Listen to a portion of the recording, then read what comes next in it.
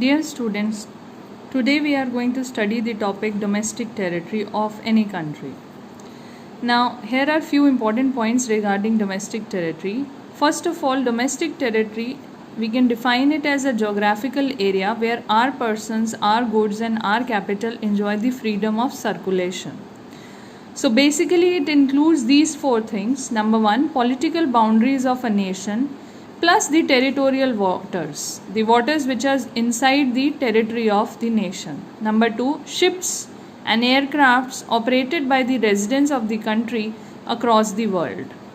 Number three, fishing vessels, oil and natural gas rigs, floating platforms operated by the residents of the country in the international waters. And number four, embassies, consulates and military establishments of the country located abroad. Now for the better understanding of this concept, what I have done is I have drawn a picture of India's map and also China and tried to find out the concept of domestic territory or to understand the concept in a better manner. Now what we will do is whatever is part of India's domestic territory, we will tick mark it with a green tick, and whatever is not a part of India's domestic territory, we will put it across with the help of a red cross, right? So first of all, what we have to check is whether the boundary, the political boundary of the India is part of India's domestic territory. So the answer is yes, because as you see, the first part says that political boundaries of the nation, including the territorial waters, are part of the domestic territory. So which means everything which is inside the territory or maybe on the boundary is part of India's domestic territory. So we mark it with a green tick. Now let's look at American Embassy. Now American Embassy is an office of America within India's political boundary. Is it part of India's domestic territory? The answer is no. Why? Because it is part of America's domestic territory. So we put a red cross on America's embassy. So always remember children, although the American Embassy is lying within the India's political boundary, but it is not part of India's domestic territory. It is part of America's domestic territory. Now if we look at Indian Embassy located in China, so let's assume this entire portion is China. Is Indian Embassy located in China part of India's domestic territory? The answer is yes.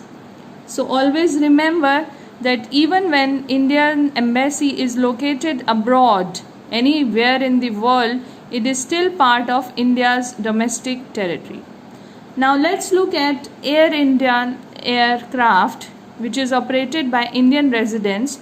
Suppose the aircraft started from within the India and moved to China. Is it part of India's domestic territory? Answer is yes. So we put a green tick mark on Air Indian aircraft.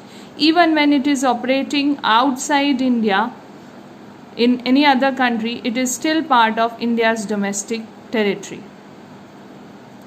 Now, if we look at Indian ship, it is operating, let's assume it is operating in Indian Ocean, which means it is operating in international waters. Is it part of Indian domestic territory? Yes, it is part of India's domestic territory even when it is operating in the international waters outside India's territorial boundary. And what about Indian fishing boat which is operating in international water like Arabian Sea? Is it part of India's domestic territory? Yes, it is part of India's domestic territory because it is operated by Indian residents in the international waters. Okay, so I hope this concept is very much clear to everyone, and you should have been able to identify the difference between the political boundaries and the domestic territory. So, domestic territory is not only the political boundaries, it includes many more things other than the political boundaries, and also excludes certain things even when it is within the political boundaries.